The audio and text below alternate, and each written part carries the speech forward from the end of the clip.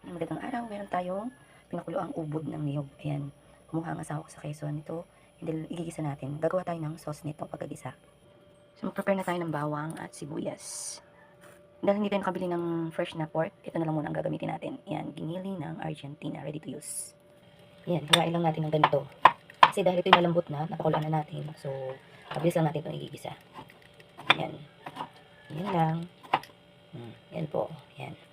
Pwedeng haba-haba, pwedeng square-square or cubes. Ayan, ganyan. Diba?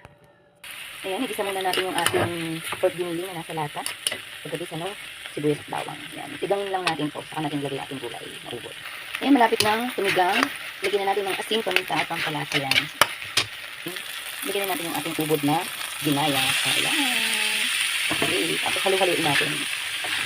Para mag-mix yung lasa.